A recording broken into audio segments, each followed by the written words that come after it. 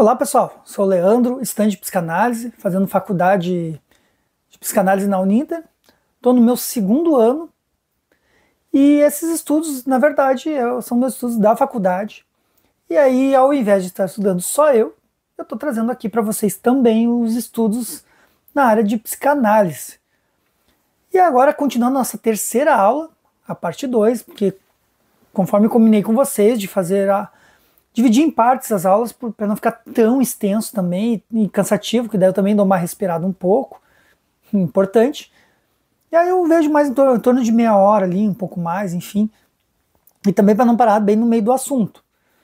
Mas recapitulando, sem mais delongas, a gente começou com o tema 1, né? Eu já deixei aqui na tela para relembrar, que o texto nos trouxe algumas funções apresentadas que são assuntos pouco explorados nos livros, que é como o paciente chega, a questão dele ali na entrevista. Lembrando que essa aula 3 é toda uma análise da chegada do paciente ali, a questão inicial. A gente viu que tem aparência, atitude, consciência, atenção e orientação. Na aula passada a gente viu aparência, atitude e começamos a trabalhar a questão da consciência. E aí a consciência depois entrou no nível mais técnico ali, neurofisiológica, porque primeiro ele explicou os tipos de consciências, os conceitos, e depois o texto nos trouxe que, agora a gente vai focar na consciência neurofisiológica, ou neurológica, porque, claro, o curso é para questões psicológicas. Então, por isso que tem a questão da consciência. E aí agora botando o texto adiante, que aí até entrou numa questão mais técnica. Aí, continuando a questão da consciência, para verem como é um assunto bem complexo, aí fala em alterações quantitativas da consciência. Então está falando da questão quantitativa, então se mede, em tese, ou pelo menos tem uma comparação entre o estar bom ou não estar bom, ou em que nível está bom ou não, enfim. Vamos entender melhor isso. Aí, alterações quantitativas da consciência. As alterações quantitativas da consciência, vigilância, lembrando que quando está falando na questão consciência, é a questão que tu está acordado, está ciente de tudo que está acontecendo à sua volta. Então, só que o que ele está explicando aqui? As alterações quantitativas referem-se à intensidade da clareza das vivências psíquicas. Então, quanto para a pessoa aquilo é claro. Então, é assim, uma questão de quantidade aí, uma medição. No seu estado de normalidade, o indivíduo está constantemente apresentando oscilações na intensidade de sua consciência, geral pequenas. Há certa diminuição no nível de consciência quando o indivíduo, por exemplo, está cansado, sonolento, relaxado ou em repouso, e quando os estímulos sensoriais externos e internos e os afetos são pouco intensos. Por exemplo, tem uma vida pacata, não tem quase incomodação, ou tá ali de boa relaxando, ou tá de férias, e aí então a questão dele cai um pouco. E é normal, não é uma anormalidade ter essa alteração. Acredito que a normalidade é quando a coisa é intensa. O nível de consciência varia ao longo de um contínuo, tipo uma coisa que não para, que inclui desde o estado total de alerta até os estados de sono. Tem momentos que tu fica muito mais alerta, muito mais atento, e tem outros que está mais relaxado, estado de sonolência. Mas aí aqui ainda dizendo que variação normal. Ou coma, que é uma variação patológica mais grave. A pessoa entra em coma. Algumas alterações patológicas quantitativas nesse espectro incluem torpor, estado confusional, confusão mental, estado oniroide, estado confuso onírico. No caso, para vocês, a questão oniroide, onírico, tem a ver com sonhos. A pessoa está ali sonhando, a pessoa está gemendo ali, está tudo. Então, a questão do sonho. Então, estado oniroide, estado confuso onírico, a pessoa às vezes está dormindo, está acordada ali. Obnubilação, diminuição branda da atenção e da sensopercepção. Obnubilação. Caramba, quero ver me lembrar disso aí, hein? Bom, vamos lá, seguindo. Obnubilação. Quer ver que amanhã já esqueci já a palavra, tem que ler de novo. E estupor. Esse espectro traduz as variações do rebaixamento do nível de consciência, comprometimento difuso e generalizado do funcionamento cerebral que sempre possui uma etiologia orgânica. Etiologia é a causa do sintoma, lembra? Alguns autores também descrevem a elevação do nível de consciência ou hipervigilância. Também é a elevação do nível de consciência. Também tem isso, não só os de baixo. Então, por exemplo, esse fenômeno ocorre na intoxicação por alucinógenos, drogas em geral, ou por anfetamina, na mania, no início da esquizofrenia, situações em que há um aumento de intensidade das percepções, do afeto, da atividade, da memória de evocação e da atenção espontânea, porém com prejuízo na concentração, no raciocínio e na memória de fixação. Que é uma coisa ter atenção, uma coisa é te prejudicar. Então, alterações qualitativas da consciência. Então, primeiro a gente viu a questão da quantitativa, é saber o nível de consciência ali. Agora a gente vai ver a questão da qualidade. Dentre as variações fisiológicas da consciência, o sonho é a mais frequente e definida como uma vivência subjetiva durante o sono. Então, ela é uma vivência também, o sonho. Caracteriza-se pelo predomínio de imagens visuais, podendo haver sensações motoras, auditivas, etc. Quem não já sonhou com uma música e quando estava tocando no lado ali do despertador, ou quem já dormiu com o rádio ligado. Já aconteceu isso comigo. Conteúdos bizarros, falsa crença de que se está acordado, diminuição da capacidade de reflexão, mudanças súbitas quanto a tempo, lugar e pessoas, dificuldade de se lembrar de seu conteúdo após ter despertado. Isso é muito comum até, de acordar e não lembrar do sonho, lembrar alguma parte, assim, meio perdido. Então já são alterações qualitativas. Aí a questão da qualidade da consciência. Então no âmbito das alterações patológicas da consciência, temos o estreitamento do campo da consciência. Estreita, diminui. Que é a característica que define os estados crepusculares e que ocorre na epilepsia parcial complexa, ataque epilético, por exemplo. Na intoxicação alcoólica, os estados dissociativos, a pessoa não sabe onde é que está, quem é ela. No estresse pós-traumático, isso está falando de alterações patológicas da consciência. No sonambulismo e nas crises de terror noturno na infância.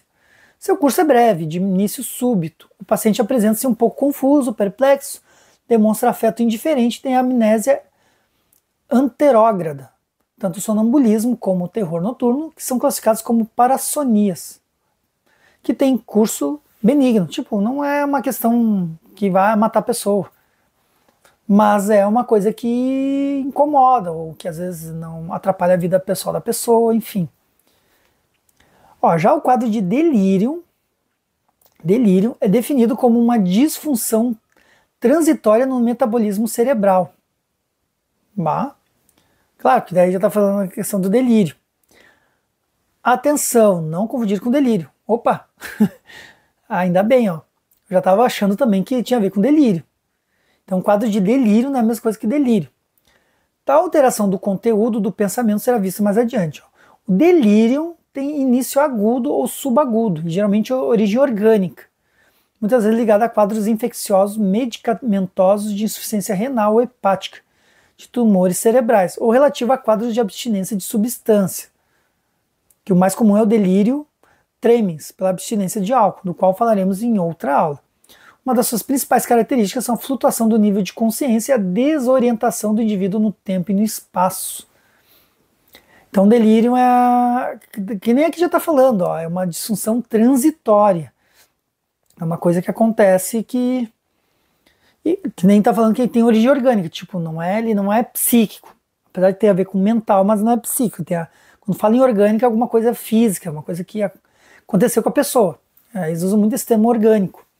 Por isso que até, pessoal, na clínica a gente tem que, se a pessoa está com dores, coisa assim, tem que orientar, procurar um médico, para descartar a questão orgânica. Daqui a pouco a pessoa bateu a perna. Então não tem nada a ver com psique. Então, uma das suas principais características são a flutuação do nível de consciência e a desorientação do indivíduo no tempo e no espaço. Tipo, ele não sabe onde está, fica perdido, digamos assim. E por último, temos os fenômenos de despersonalização e desrealização, caracterizados pela vivência de uma sensação de estranheza para consigo mesmo e o mundo ao redor. Ele se estranha com ele mesmo, ele não se enxerga como eu, muitas vezes. Pacientes costumam descrevê-los como percepção de forte pressão na cabeça, tipo, uma pressão na cabeça, a sensação de sair do corpo, parece que eles vão sair do corpo, isso que eu estou entendendo, de ver o ambiente de fora como numa desconexão emocional, como se fosse uma coisa à parte, e o indivíduo consegue fazer a crítica da sua irracionalidade. Por exemplo, ele toma consciência da inconsciência dele, da irracionalidade dele, e tem medo de perder o controle. Então, por mais peculiar que pareçam, esses fenômenos são comuns em transtornos ansiosos, dadas as consequentes preocupações e angústias inerentes ao quadro. Realmente. Então, bem complexa a parte da consciência. E agora, assim, até pessoal, eu sugiro até vocês olharem o vídeo de novo, pesquisarem alguns termos fora, que é o que eu farei, porque realmente essa parte da consciência foi uma questão bem técnica, bem complexa, eu diria assim. E depois dizem que matemática é difícil, hein? Não é não. Tá, pessoal? Então, assim, sugiro reverem novamente, é o que eu vou fazer, que é o que eu faço, na verdade. Os vídeos, claro, se tem um view zero é porque deu problema na hora de contabilizar lá, mas eu assisto, ou reassisto, ou me assisto todos os vídeos, todas as vezes. Porque a ideia dessa aula é justamente eu poder recapitular sem ter que ler de novo. E aí, em cima disso, eu vou pesquisando. Conforme eu vou assistindo, eu vou repesquisando ali os termos. Então é assim que eu faço. E ali, voltando para os cinco questões ali, que era atitude, aparência, consciência, agora a gente vai entrar no quarto, que é a atenção. Um outro item a ser avaliado. E aí vamos ver a definição de Chenio Júnior. Eu acho que é Chenior, o Chenio, que geralmente quando é aux em francês é Nignot, tipo Bordeaux, Bordeaux. Então imagino que é Chenio. Mas também ficam convidados a colocar nos comentários como é que seria a pronúncia correta de Chenio. Daqui a pouco eu vou no Google Tradutor ali e vejo, mas fiquem à vontade também. Mas vamos ver a definição dele, do Júnior. Então, vamos para os íntimos aqui, o Júnior. Ó, a atenção é o processo pelo qual a consciência é direcionada para determinado estímulo. Então, tu foca em alguma questão, ou uma pessoa, ou objeto, vamos ver. De origem externa ou interna. Também pode focar em si, alguma coisa vem de dentro. Sensorial, afetivo ou cognitivo. Caso tanto tato, a questão sensorial, tanto no afeto ou no campo cognitivo, no campo do pensamento. O que é selecionado pela atividade da atenção adquire maior clareza e nitidez. Se não tivéssemos esta capacidade de selecionar o estímulo, a quantidade de informações externas e internas que chegaria à nossa mente seria tão grande que inviabilizaria qualquer atividade psíquica. A volição e o afeto-humor também podem interferir diretamente na atenção. Então, o que acontece? Imagina se a gente não tivesse a questão do foco, da atenção. Imagina a carga de questões que chega para nós, informações, de tudo quanto é lado. Meu Deus! Ia pifar. Teria que ter uma capacidade mental, é que nem um computador. Tem que ter uma memória muito boa. Então, a gente não teria isso. Não tem isso, na verdade. Então, é isso que está falando da atenção. Então, é onde tu foca em determinado estímulo, tanto interno como externo. Além disso, a atenção influencia, aí já entrou no texto agora, ali deu a definição do Júnior.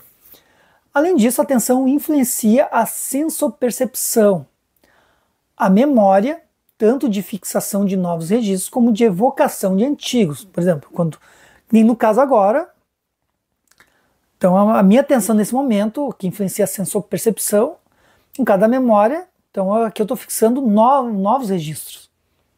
Mas às vezes tem que evocar questões antigas, que nem ali no início da aula passada, se não me engano, que eu falei, tá vindo a palavra, mas não veio. Então, tá tentando evocar um conhecimento anterior, mas não veio. Então às vezes acontece. E a orientação do indivíduo. Então é o que define a orientação da pessoa também.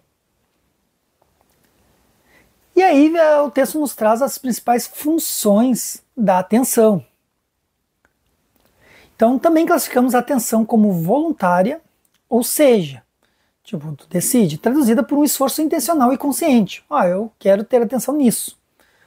Por parte do indivíduo, concentrada em um objeto ou espontânea associada à vigilância, e definida como uma reação automática, não consciente e não intencional do indivíduo aos estímulos. Então não pode acontecer tanto intencional como não intencional. A atenção. Repetidos inesperados. Por exemplo, daqui a pouco o carro estraga no meio da noite, num lugar meio que deserto.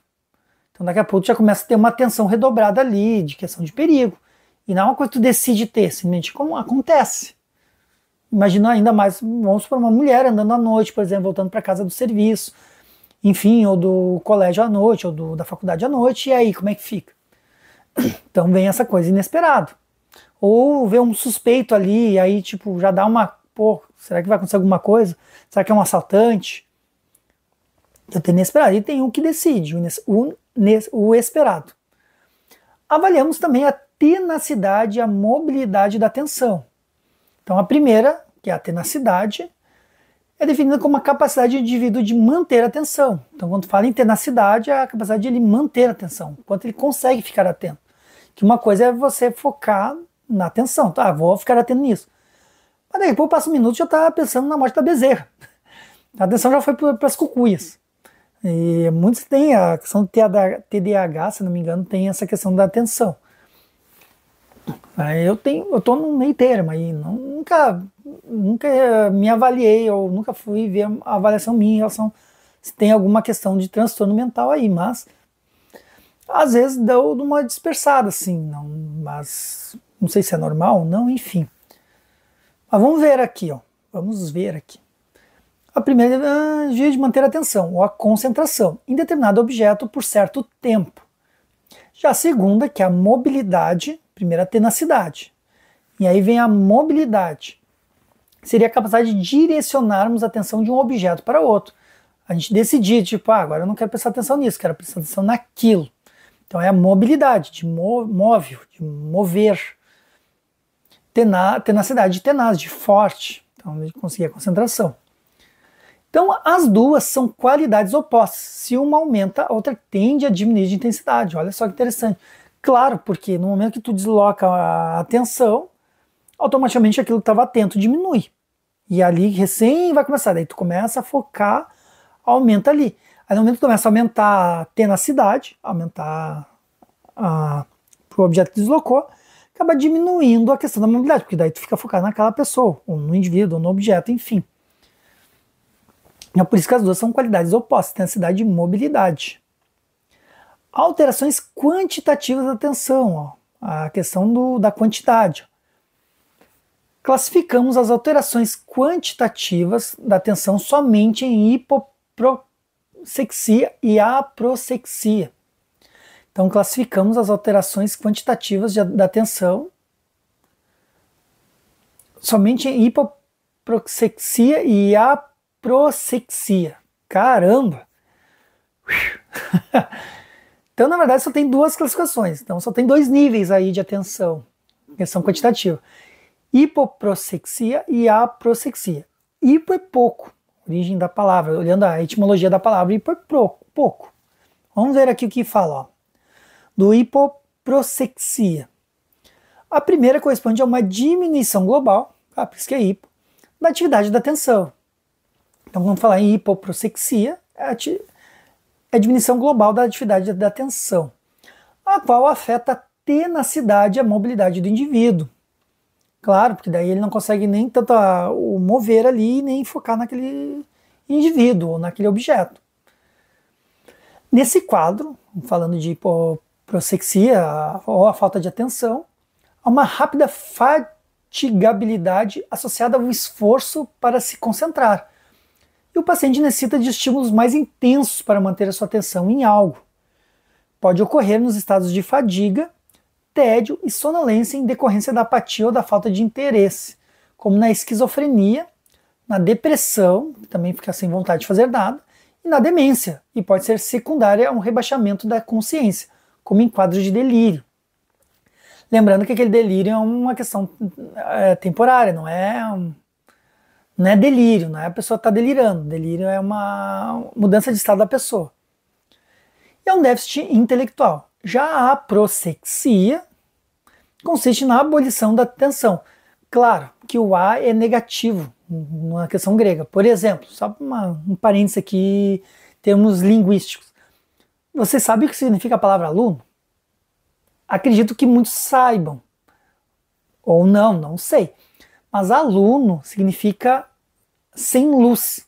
A está negando. Luno, se eu não lembro, é lunos ou lunes, aí eu não lembro.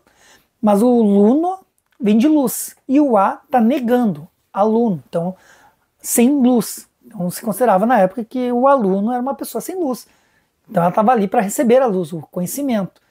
Então por isso, o A é uma negação. Outro exemplo também de palavras que começa com A que está negando é átomo. Que átomo é não divisível. Tomo é divisão. O A está negando a divisão. Então átomo seria um elemento indivisível. Porque na época se acreditava que o átomo ele era indivisível. Hoje sabe-se que não. Então só um parênteses aí. Não, parênteses. Isso aí é aspas, enfim. Então parênteses para explicar a questão do A aqui, do A prossexia. Então, por isso que fala que a prossexia consiste na abolição da atenção. Não tem atenção. O outro é diminuição, hipo. Então, nos limites da normalidade, ocorre durante o sono sem sonhos. Então, a atenção ela some quando a pessoa está dormindo. Sem sonho, quando está sonhando ainda tem a questão da atenção. E é também observada no coma, na demência em fase terminal e em alguns casos de estupor. Isso aqui é uma outra coisa que tem que anotar, que é pesquisar o estupor. Então, sugiro vocês fazerem o mesmo e se acharem interessante, colocarem nos comentários o que é estupor, ou se quem já sabe está assistindo já podem colocar agora. Então, enquanto isso eu vou pesquisar depois dessa aula. E aí a gente viu a quantitativa, que é hipo, e depois o A. Fugiu o nome. Hipoprossexia e aprossexia. E agora vem a questão qualitativa, qualidade da atenção. No caso das alterações qualitativas da atenção, a mobilidade e a tenacidade estão em condições opostas. Por exemplo, a rigidez da atenção constitui um estado de hipertenacidade. Tipo, tá ali, atento. Então a questão tenacidade está forte ali. E claro que a mobilidade é zero, porque tu só está focado ali. Por exemplo, a rigidez da atenção constitui um estado de hipertenacidade ou hipomobilidade, o hipo daí é menos mobilidade, por um período longo. O indivíduo está concentrado em um único objeto e não é capaz de alterar sua atenção para outro foco. Nessa característica, podemos observar um ensimesmamento do indivíduo, quando a sua atenção está dirigida exclusivamente a um objeto interno, mais comum na esquizofrenia. Esquizofrenia que fica ali na atenção muito num objeto só. E pode ocorrer no indivíduo sem patologia psiquiátrica. Por exemplo, uma pessoa está lendo um livro, considera muito interessante e não registra nada do que ocorre ao seu redor, com a sua atenção voltada exclusivamente para essa vivência interna. Nas grandes síndromes é possível observar tal situação. Na depressão, em relação a pensamentos e recordações dolorosas, no transtorno obsessivo compulsivo, que é o TOC, em relação às ideias recorrentes, fica sempre pensando naquilo, então a atenção dele está focada muito ali. Na hipocondria, em relação às sensações corporais, muitos autores denominam essa alteração de distração. Já a labilidade da atenção constitui-se, então primeiro aqui se falou na rigidez da atenção, está falando da questão da rigidez, ou hipertenacidade. Já a labilidade da atenção constitui-se de uma hipotenacilidade, então, no caso, uma baixa atenção, com uma hipermobilidade. Além de ter pouca atenção, a labilidade fica toda hora, uma hora está fazendo uma coisa, uma hora está fazendo outra, e assim vai indo. Então é labilidade isso, tá toda hora, não consegue focar em nada.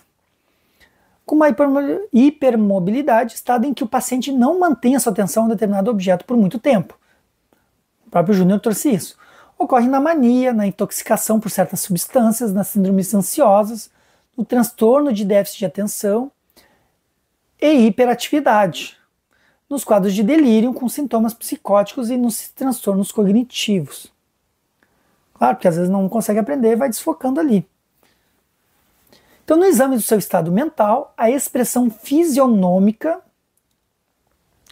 do paciente já fornece elementos para avaliação do seu estado de atenção. Então, a própria fisionomia já dá um bom indicativo. Devemos observar também a adequação e a velocidade das suas respostas às perguntas formuladas, bem como seu grau de distraibilidade e fatigabilidade durante a entrevista. Então, às vezes o paciente está ali, tipo, fazendo pergunta atrás de pergunta, tá focado em ti, tá ali na hiperatenção. Ou daí está ali distraído, tá nem dando bola. E aí o contato visual do paciente nos fornece informações relacionadas à sua atenção, se o seu olhar se mantém direcionado ao examinador, ou se é constantemente desviado, ou se parece perdido e transpassa o examinador. Ou seja, o paciente o olha, mas dá a impressão de não estar vendo. Tá? Bem aéreo. Seria o termo. Então, essa atenção. E por último aqui, a orientação. Então, vamos ver o que é a orientação. Ó. A orientação é uma função mental complexa, com a qual o indivíduo é capaz de situar-se no tempo, no espaço em relação a si e ao mundo. Então, é como ele se orienta, como ele se percebe em relação ao mundo.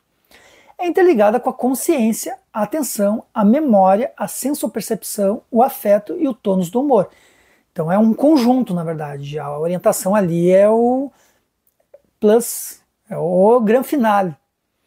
Com cujos aspectos definidos, com cujos aspectos definimos se o paciente está orientado alopsiquicamente, no tempo e no espaço. Então, alopsiquicamente.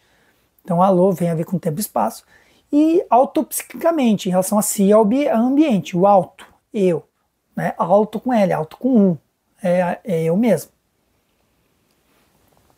Vamos ver aqui as alterações da orientação. Ó.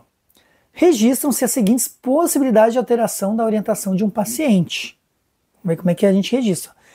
Desorientação de causa orgânica, geralmente alopsíquica. Lembrando, alopsíquica... Tempo e espaço. Às vezes dá uns brancos.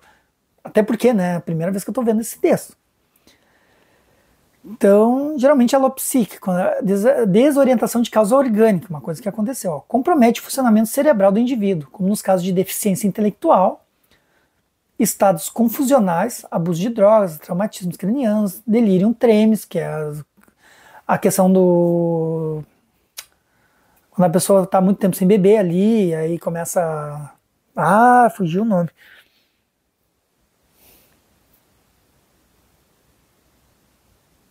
Crise de abstinência, que é o delírio tremens. Amnésicos lacunares, quando o paciente não sabe o que aconteceu nem o que está acontecendo em um espaço de tempo, comum em quadros pós-confusão. Deu uma batida na cabeça, aí fica meio assim, onde é que eu tô? O que está acontecendo? Meio fora do ar. Também isso de causa orgânica. Daí trouxe ali a questão de causa orgânica, e geralmente a questão de tempo e espaço. Aí vem a desorientação por alterações da volição e do afeto. Então, na verdade, aqui traz quando não é orgânico, é uma coisa mais interna, ou alguma coisa sentimental, enfim. Então, alterações da volição e do afeto. Volição é uma outra coisa que tem que pesquisar. Volição. Bom, em quadros dissociativos, fugas, amnésias, transes, em geral, aqueles dois podem estar alterados. Apáticos, depressões graves, tá triste, cabisbaixo, tá fora de si ali, ou tá longe. O paciente se apresenta consciente, mas pouco responsivo a estímulos externos. não dá bola ao que está acontecendo. Pela falta de energia para processar percepções e raciocínios. Maníacos, pelo seu humor exaltado, agitado, o paciente se perde na fluência do tempo, e psicóticos, geralmente com alteração autopsíquica em função do quadro delirante ou alucinatório. Pessoal, opa, fechou meia hora de aula e a conclusão do tema 1, então foram 1 hora só do tema 1. Então, bem produtivo o conteúdo. Claro que ainda continuaremos na nossa aula 3, que aí a gente vai entrar no tema 2, que é sensopercepção e memória. Então, eu espero que tenham aproveitado aí, tenham gostado do conteúdo. Eu gostei muito, claro que nem eu falei para vocês, tem que estar sempre revisitando, ou tem que estar revendo o conteúdo para poder, de fato, internalizar o conhecimento. Claro, para quem quer realmente estudar, óbvio. Para título de conhecimento está aí, curiosidades, enfim. Certo, pessoal? Então nos veremos até a próxima. Valeu!